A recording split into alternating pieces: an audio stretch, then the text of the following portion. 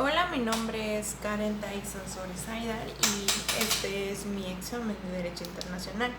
El día de hoy vamos a tratar el tema de los desafíos del derecho internacional del siglo XXI frente a la crisis del 2020. El examen consiste en 4 preguntas, las cuales vamos a ir contestando, y pues vamos con la primera, que es: ¿cuáles son los desafíos que enfrenta el mundo en la crisis del 2020? Vamos a tratar el problema de la salud, el desempleo, la alimentación y la violencia.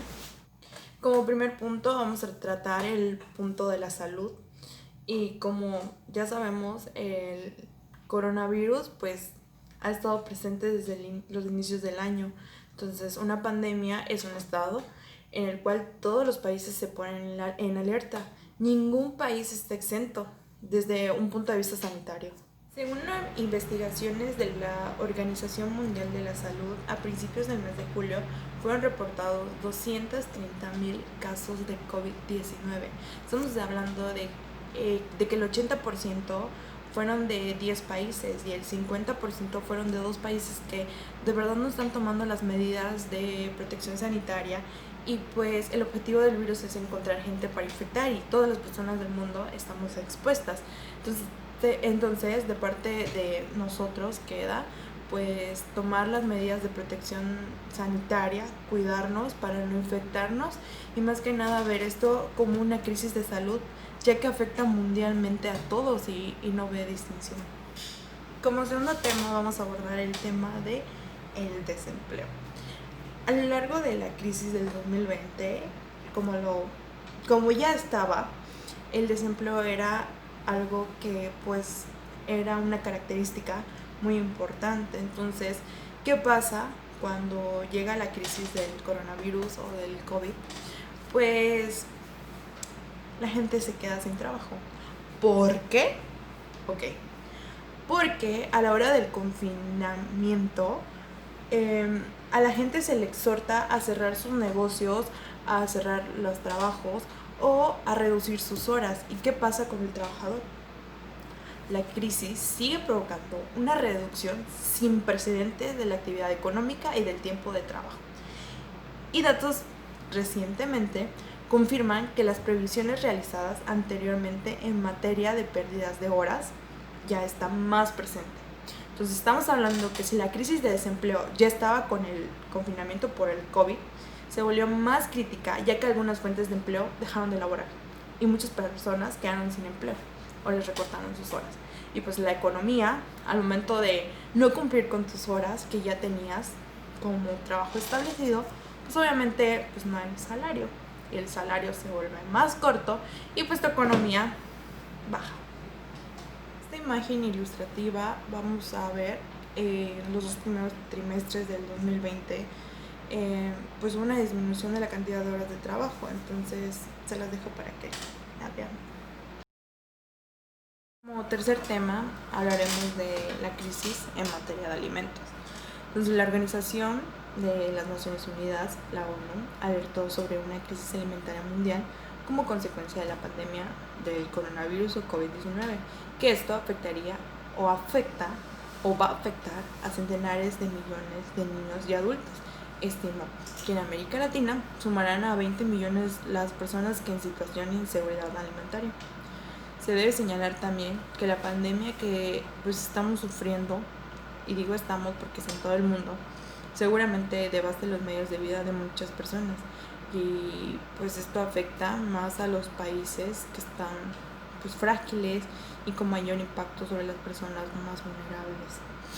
Los millones de personas con inseguridad alimentaria aguda que necesiten asistencia alimentaria y nutricional humanitaria pues deben de ser tratados urgentemente, puesto que ya son los más vulnerables y tienen muy poca o ninguna capacidad para hacer frente a los aspectos de la salud o problemas socioeconómicos.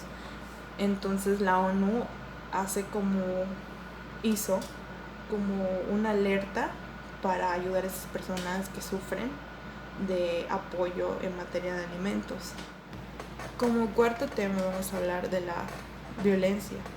Entonces hemos observado que durante el confinamiento pues las familias o las personas se encuentran encerradas en su domicilio y esto ha provocado a nivel mundial que las líneas de atención telefónica suenen constantemente con denuncias de abusos, lo que ha causado que los gobiernos intenten atender estas crisis que según los expertos pues debieron haber visto y prevenirlas, ¿no?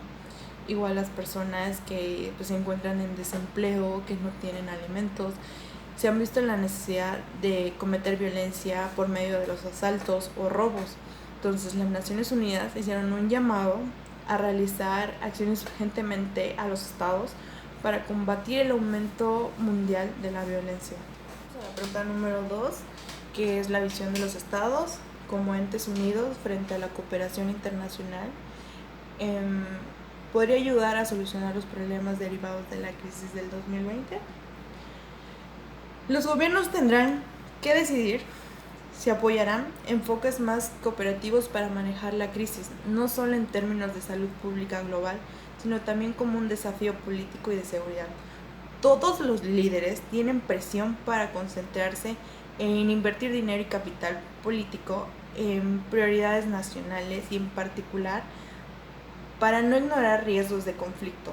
Los estados deben seguir las evaluaciones de acuerdo a la ONU y el Comité Internacional de la Cruz Roja y otras agencias relevantes para poder inyectar fondos esenciales relacionados con el COVID-19 y pues, el apoyo humanitario, especialmente para las personas refugiadas o personas que se han quedado sin empleo o no tienen la solvencia para atender esta crisis.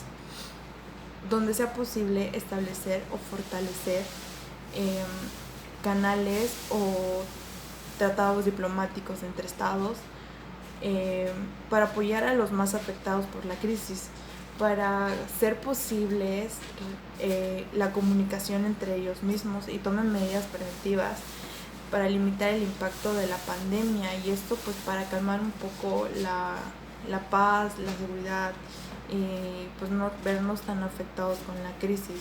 Hemos llegado a la pregunta número 3. ¿Cuáles han sido los beneficios del derecho internacional en esta crisis? Pues más como beneficios, pues es más como una alianza que hay entre los gobiernos, pues que se están asociando con las Naciones Unidas para pues, salvar las vidas, proteger los medios de subsistencia y minimizar los posibles impactos sociales y económicos. En los pequeños estados, el desarrollo, pues la ONU está colaborando con los gobiernos y todas las sociedades para tener una respuesta que sea efectiva y poder apoyar en el sector de la salud y que no haya tantos problemas a la hora de atender a pacientes con el COVID-19 y esta respuesta pues hace evidente que estamos uniendo fuerzas en ayuda de la salud y del sector humanitario con la necesidad de impulsar la recuperación temprana y colocar a los países nuevamente en su camino hacia el desarrollo sostenible. El equipo de la ONU pues brinda orientación y apoyo sobre las medidas de diagnóstico de laboratorios, control de infecciones, preparación del sistema de la salud y medidas de distanciamiento social y comunicación de riesgo.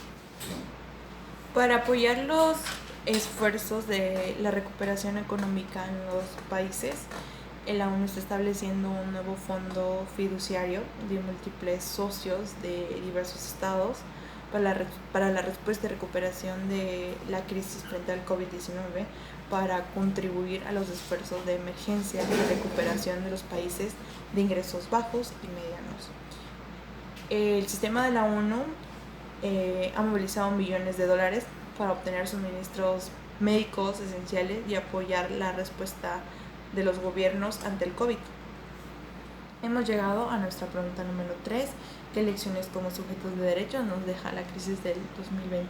Pues más que nada hemos visto que las Naciones Unidas han tomado un papel fundamental demostrando la cooperación en todos los rincones del mundo, ayudando a disminuir los efectos del virus en los más vulnerables y haciendo que la crisis pues no se sienta tanto y los países tengan un desarrollo socioeconómico con un poco más de progreso. Es indispensable un mundo más solidario para hacer valer nuestros derechos, empezando por evitar el acaparamiento de los alimentos, porque igual el derecho a los alimentos es importante. En el área de la salud se debe establecer una estricta regulación del monopolio y del lucro, porque hemos visto que no hay un control en el área de los medicamentos o en el área de atención, y pues nos hemos quedado sin insumos y los pacientes o las personas infectadas pues no tienen la atención necesaria. Se debe garantizar que ninguna persona en el planeta se vea privada de medicinas o atención médica o servicios hospitalarios por falta de recursos económicos o porque el mercado hace que estos medicamentos sean inalcanzables. Entonces, los estados o el Estado debe salvaguardar estos derechos que son fundamentales para la vida de nosotros.